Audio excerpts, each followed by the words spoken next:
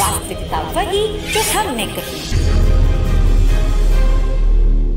स्वागत है आपका डिजाइन न्यूज के आज के एपिसोड में। पहली और बड़ी खबर सामने आ रही है। जब मेट्रो से दिल्ली यूनिवर्सिटी के लिए रवाना हुए पीएम मोदी स्टूडेंट से की बातचीत, जानते हैं पूरी खबर। प्रधानमंत्री नरेंद्र मोदी आज शुक्रवार दिल्ली यूनिवर्सिटी के समारोह में हिस्सा लेने के लिए विश्वविद्यालय के कैंपस पहुंचे। दिल्ली यूनिवर्सिटी के समारोह में शामिल होने के लिए पीएम मोदी अपने काफिले के साथ नहीं बल्कि मेट्रो से रवाना हुए। कैंपस पहुंचने के लिए पीएम मोदी ने येलो लाइन की मेट्रो बोर्ड की। इस यात्रा में उनके साथ दिल्ली यूनिवर्सिटी के कुछ छात्र छात्राएं मौजूद रहे। पीएम मोदी ने इन स्टूडेंट से बातचीत भी की। ये पहली बार नहीं है जब पीएम मोदी मेट्रो से सवारी की हो। इससे पहले भी कई ऐसे मौके आए हैं जहां पीएम मोदी ने मेट्रो से यात्रा की है।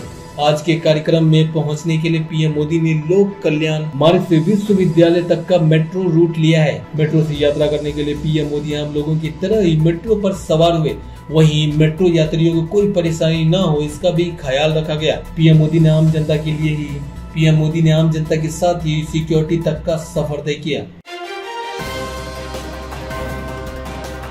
अगली खबर सामने आ रही है। एमपी में चुनाव से ऐन पहले सरकार का ऐलान, बच्चों को पढ़ाई जाएगी सावरकर की जीवनी, जानते हैं पूरी खबर।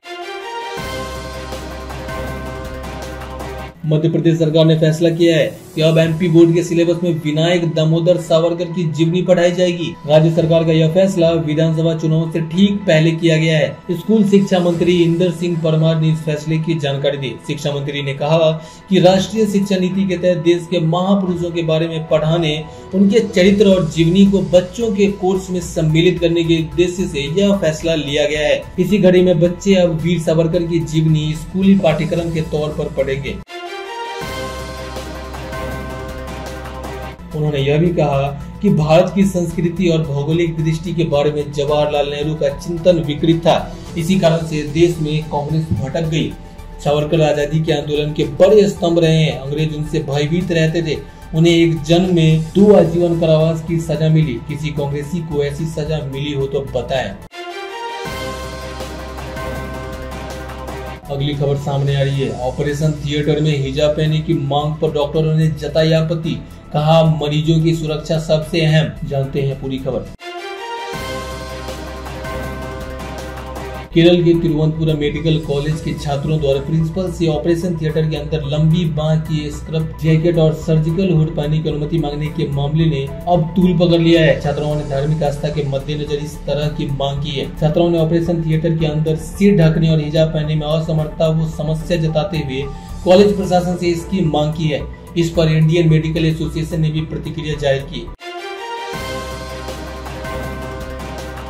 आईएमए की केरल इकाई के अध्यक्ष डॉक्टर सुल्फी नूह ने इस पर जोर दिया है। जीवाणुरहित वातावरण और मरीजों की सुरक्षा सर्वोपरि होती है। उनकी यह प्रतिक्रिया चिकित्सा क्षेत्र के एक समूह की ऑपरेशन थिएटर के अंदर हिजाब पहनने की मांग पर उठे विरोध के बाद आई है। न्यूज 18 से बातचीत में डॉक्टर नूह ने कहा कि आईएमए ने हिजाब पहनने को लेकर अपनी सहमति व्यक्त की है। अब इस मामले में तिरुवनंतपुरम मेडिकल कॉलेज के अधिकारियों के फैसले का इंतजार हो रहा है।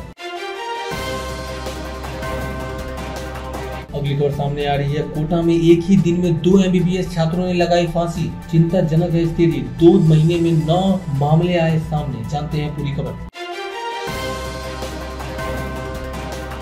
राजस्थान के कोटा में मंगलवार को 2 एमबीबीएस छात्रों ने कथित तौर पर आत्महत्या कर ली। पहली घटना में उदयपुर के एक 18 वर्षीय मेडिकल छात्र मेहुल वैष्णव ने मंगलवार सुबह अपने छात्रावास के कमरे में फांसी लगा ली।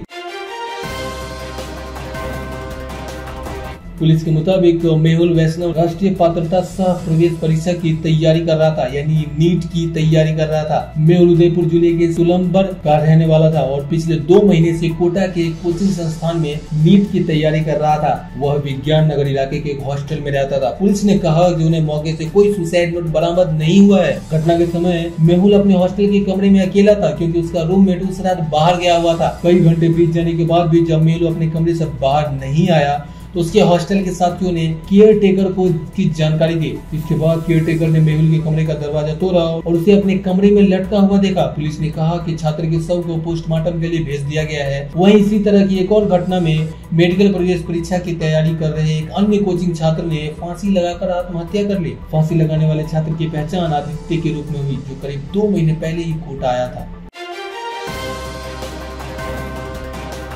अगली खबर सामने आ रही है। फ्रांस में हिंसा के बीच राष्ट्रपति मैक्रों ने बुलाई बैठक, कहा व्यवस्था बहाल करना सरकार की प्राथमिकता। जानते हैं पूरी खबर।